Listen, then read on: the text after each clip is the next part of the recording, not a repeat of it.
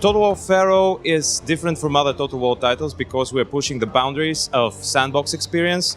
We're giving the players a lot of tools to customize their faction and a lot of choices they can make in their campaign and in their battles that will make no two playthroughs alike. Ancient Egypt, we really wanted to make a Total War that features that ancient civilization. We wanted to show them at the peak of their power, and we have chosen a particular moment where we're also showing them at their darkest times. We are telling the story of the Bronze Age collapse. This was a very violent period at the end of the Bronze Age where most of the civilizations in this part of the world were destroyed.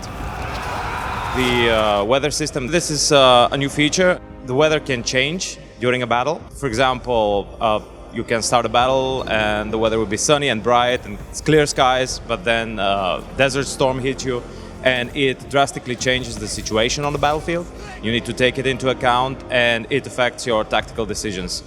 Perhaps you would like to wait for the sandstorm to start because ranged units are not that effective in sandstorm and the enemy has a lot of ranged units. There are also other weather types that are interconnected with other gameplay systems featuring in the battle.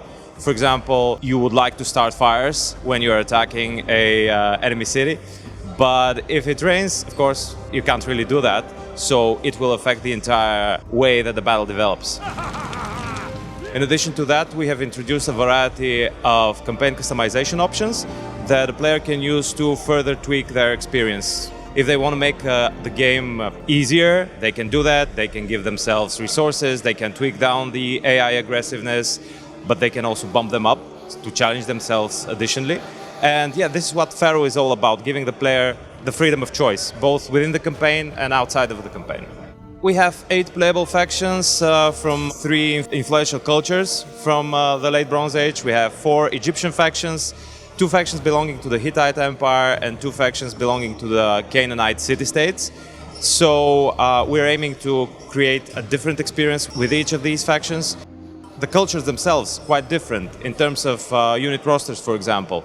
Egyptians rely on ranged units and a lot of chariot usage, and they're quick and nimble, while the Hittites are heavily armored. They rely on heavy chariots, well armored again, that can bring about devastating charges.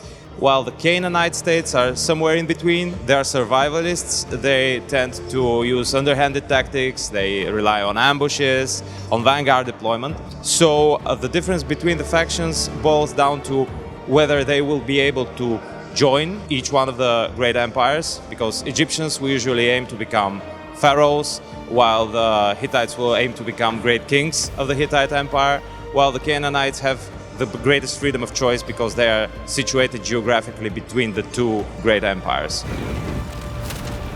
Each of the factions have access to unique faction-specific actions that they can use during a campaign, and they also have access to different gods that they can worship. And the way that this system works in particular allows further customization, so as you expand across the world, you will gain access to different gods and gradually build your own faction in a variety of exciting ways. So, to the players, enjoy Pharaoh, and I can't wait for you to get your hands on the game and become the Pharaoh of Egypt.